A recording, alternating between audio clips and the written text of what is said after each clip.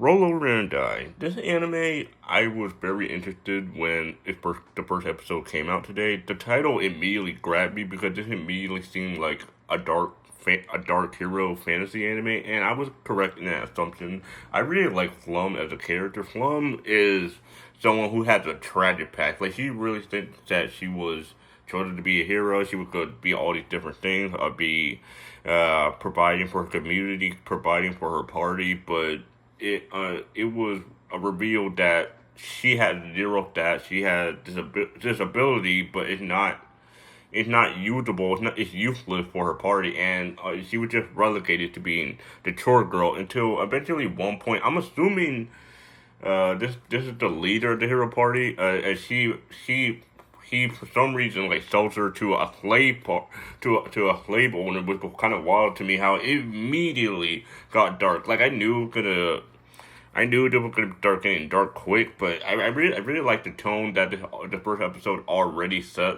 That, like, she didn't even want to be a hero in the first place. She just decided, like, okay, well, if decided she just wanted to be there for her friend. And with Cyril, and speaking of Cyril, I was very surprised to learn that apparently Cyril, all the people at the heroes party did not like her. They did not appreciate her at all, and they all agreed to eventually have her sold as a slave. And when it cut to all of them, when it cut to her being in a slave cell with all the other people, they were at, like, literal rock bottom. They were actually just they actually to the point where they actually just gave up because when you're a slave, and it's like, obviously nobody's gonna really care for you, and it really seems like they've been there for quite some time, I gotta imagine. And when the slave owner realizes that, like, they're all just useless, he just kill them all anyways. And summoned the goal to kill them. It was really like a dark a dark event because all the other slaves were really trying to do anything to survive, but the slave owner actually just gave a false hope. It's like, you can either fight them or die trying, but he didn't actually expect them to survive. He was just dangling that carrot, that fake carrot that was never gonna actually appear. They were never intended to actually win. They were just meant to be more mere entertainment until they finally died. And for the cursed sword, it was so interesting to see how, like, the moment someone touches the cursed sword, they just immediately die. Like, no matter who you are, you would just immediately die. And it was just, like, kind of surprising to me seeing how with Slum. I really like the girl Miklet. Her, like, she was kind of just an interesting character, but as far as Slum goes, she was really content to just giving up, and because it seemed like everything was not going in her favor. Like, everyone hates her, everyone wants her to die, but she wanted to try, like, at least, like, if I'm gonna die, at the very least, I'm gonna die fighting. But it turns out this is where her reversal affinity takes place, where it actually reversed all the negative buffs, negative curse stats. They all turn to a positive, and once the attack on her body gets healed, that's where it revealed that, like, certain attacks, certain attacks, certain stats actually benefit her in a way, and she actually just slaughtered all of the ghouls. She slaughtered the slave owner. It was just very cool to me seeing how, like, you see some shit happen in some anime where, like, it's not revealed what their OP stats are until, like, the very last second. And it's the far different goes, I think it's very interesting because, like, with cursed stats, I feel like it's more easier because you got stuff like poison, cursed armor, cursed artifact, stuff that literally nobody wants because, I mean, it's cursed. It's basically junk mail.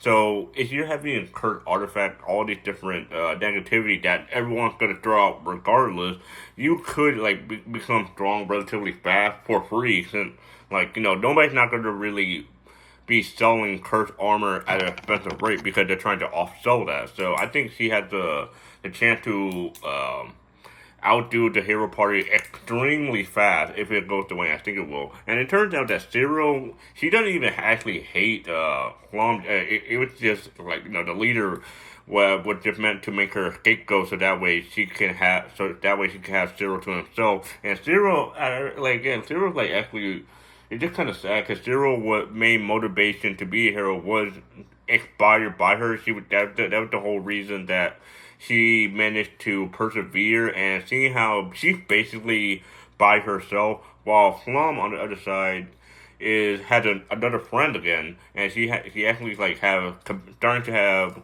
a companion, slowly starting to build that trust, that friendship with Miklet, and just very interesting to see that the dynamic.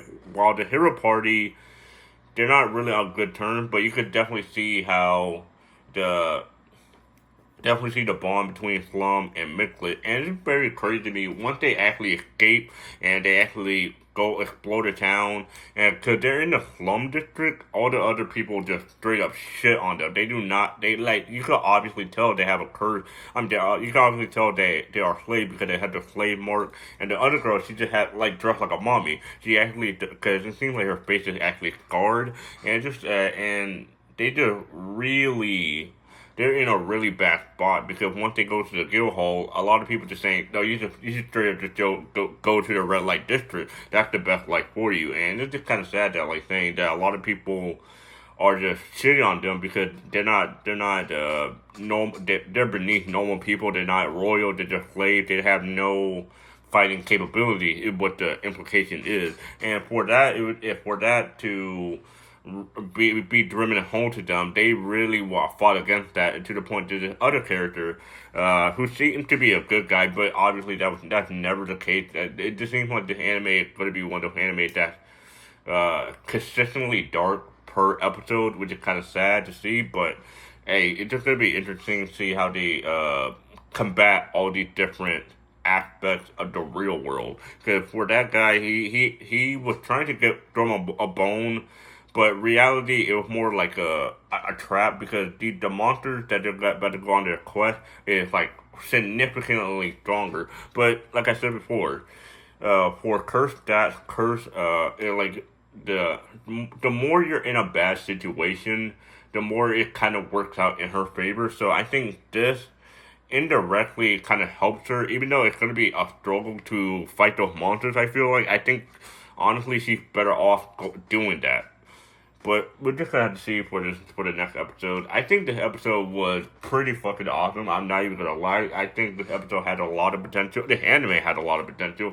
But okay, I really love dark fantasy a lot. At the typical isekai fantasy, this one seems to be a little bit more different, a little bit more unique. But let me know what you think of this episode as a whole. And regardless, I'll see you guys on the next one.